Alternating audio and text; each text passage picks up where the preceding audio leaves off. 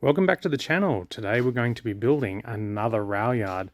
This is our first that we did for the shipping area.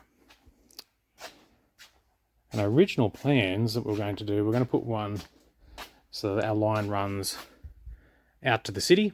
But this is all for shipping and freight. So the original plan was the elevated rail line is going to come in under the city under here, and then head out back into the city. And we were going to use this area underneath the skyscrapers as the rail yard.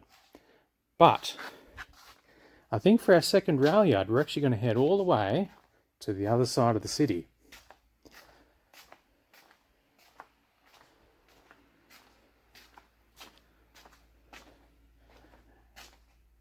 To our main station. And this main station is the one where the two tracks for our elevated rail are going to head out to the big skyscrapers and come back all the way around back here. And this line here that loops, this one runs underneath and connects up to the airport. But what we're going to do is we're going to get rid of this entire area with this loop and probably move that building and turn this into our second rail yard. So the first thing I'll be doing is I'll be getting rid of this loop and laying down some of the dark grey base plates, and we'll see how many tracks that we can get into this section. Right, so the base plates are down now. There's 14 of the dark grey base plates. So I'm hoping we can get one, 2, 3, so matching that, matching this one, sorry, 4 and 5 lines in. That's the hope. And what I'll do is right up the end there, I'll put, thinking we'll run that split, so we've got our 2, and they'll run down through. Then I can split the next line off into, so that'll give us our one line here, 2 in the center, and then I should be able to put this one in, and that'll give me my 4th. Now I'll have to do some digging and see if I've got a 5th, so I can have a siding down here as well. So that's the plan. Let's see if it works. So this is the current configuration. This will give us our 1, 2, 3, 4 lines coming off it. I'm going to have a bit of a scrounge around in my boxes in a few minutes just to see if I can find one more split here to give us the 5. So hopefully, fingers crossed, I can find one, and I'm going to have to get a bunch of my straight tracks as well. So once this is all done, we'll put it right up into there. So just these 2 lines here come out underneath here. Should be just enough room for them to fit. So I'm going to go have a look and see if I can find them. Okay, so digging through the drawers, I found this amazing piece. And it splits a single line into 3 lines. And I picked that up quite a while ago. I actually forgot it was in the drawer. I've been wanting to use it for something, but I think this is a perfect spot. Now, I've gone with the connecting it in because I need to have more spacing to fit the triple lines in so it joins up. So my options were to go with a bit more of a curve, and we end up roughly there. So it ends up a bit more spacing and you end up with less distance, so you can actually fit more track on. But I'm a little bit concerned with the curve coming in. That's a lot of squiggle for my tastes, so I'm going to go with the straight line tracks. And connecting that in, let's see if I can do this one-handed.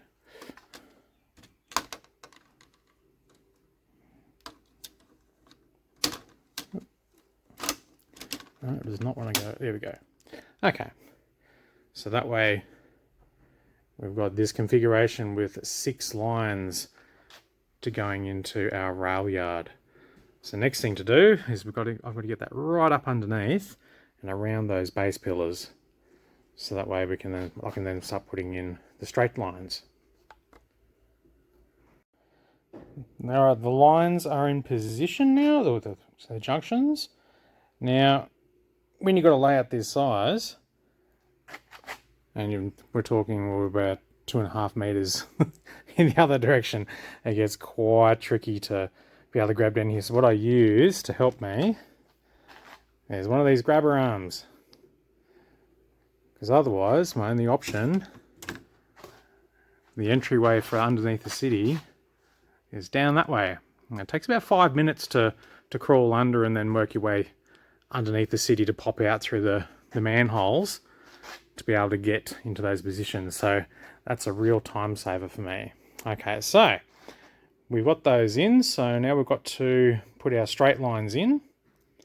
So what are we looking at? So 2, 4, 6. So I've got 2 rows of 6 and 3 rows of 5. Sorry, 4 rows of 5. 1, 2, 3, and 4 track to be put in. So that's the next step.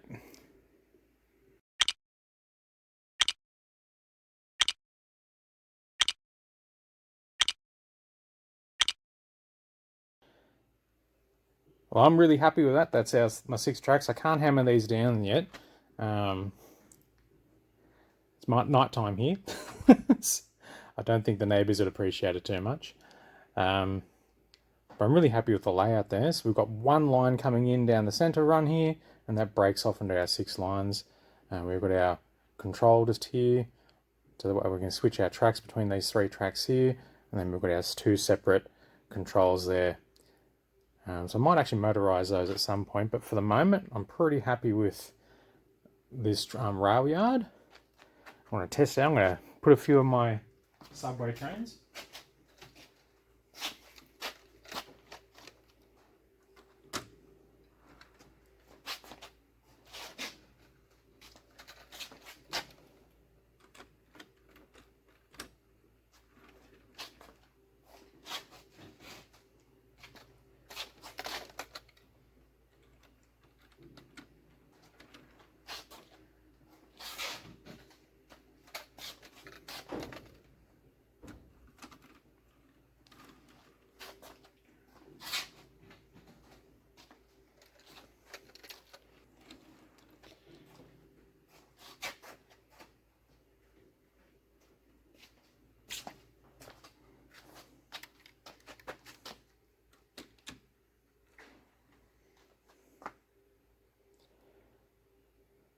Okay, so I'm really happy with that. I think it's going to look really good once I've loaded up. So I've got just these for the moment. These ones picked up for Christmas.